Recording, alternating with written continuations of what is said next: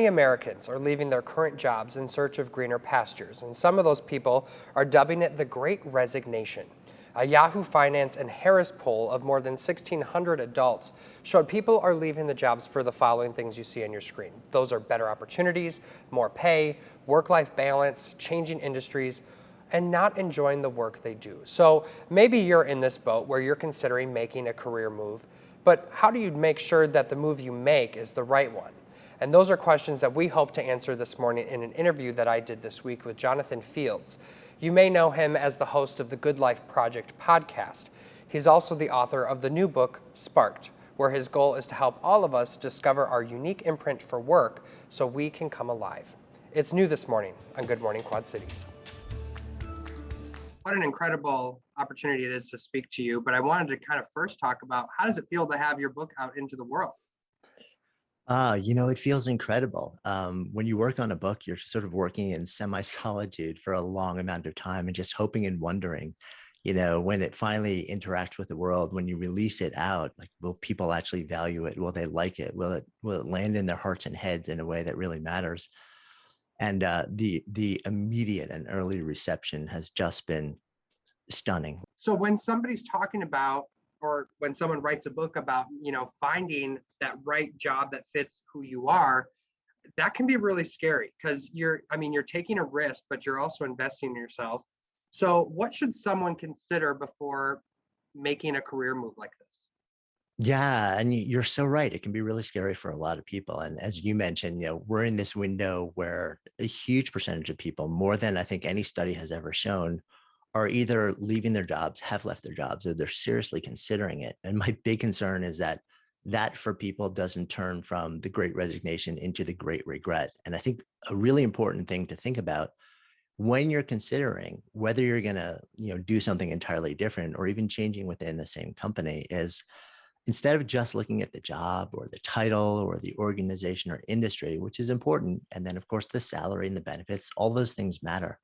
But we also really want to do a bit of inner work first and understand what is that deeper impulse in me for work, where when I do that kind of work, I get the feeling of coming alive, of, like showing up and feeling like what I'm doing actually matters. It's meaningful. And there's a sense of purpose.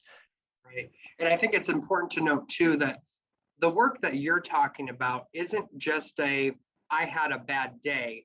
This is like you understanding that you are doing work that you were never meant to do. It's not something that's serving a greater purpose within you. And really, what I like to call that is negotiating your joy. And really, and what you had called it is like sabotaging your career happiness. So, how do we make sure that we're not doing that? Yeah. So I think the number one thing to do is to elevate meaning and purpose and joy to an equal status with money and benefits and role. And we want to do that work first, but also we want to take a serious look at how we may be contributing to the feeling that we're getting from our current work if it's kind of emptying us out. There's this kind of weird phenomenon where we unwittingly sabotage the work that we're doing in all sorts of little ways by not showing up as our best selves, doing subpar work, missing meetings or deadlines, not bringing ourselves into communications and conversations and meetings in the way that we know we could.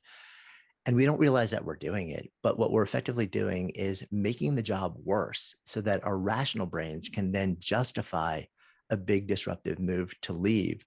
So we want to really sort of like check in and say, like, am I actually showing up as my best self?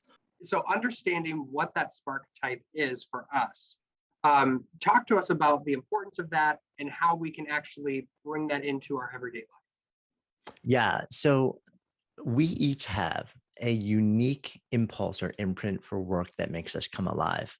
It's different for everybody, but we've identified 10 of these unique impulses, and we call those sparketypes. When you figure out, when you discover what your sparketype is, and then you align the work that you do with that, everything feels like it should be. You start to have a stronger sense of meaningfulness and purpose and joy, and you're excited and energized to do the work that you do, even if it's hard work and it's a lot of hours. When you don't align the work with your spark type, or if it's really misaligned, Work becomes sort of this persistently emptying experience. There's friction at every turn, and you never really understand what's happening. So, we ended up actually in 2018, we spent a year building a tool we call the Sparketype assessment that lets anybody actually discover what this unique impulse is for them, so that then you can turn out to the world and start to understand much more intelligently what to say yes and no to, what's going to give you that feeling you so deeply yearn to have, rather than just kind of guessing and hoping it works out. You can pick up a copy of Jonathan's book, Sparked, at all major bookstores right now. You can also catch his podcast, The Good Life Project, on all major podcast platforms such as Apple Podcast. You can also take the Sparketype quiz right now on WQAD.com. Meteorologist Morgan Strackbein is back with a final check of the forecast next.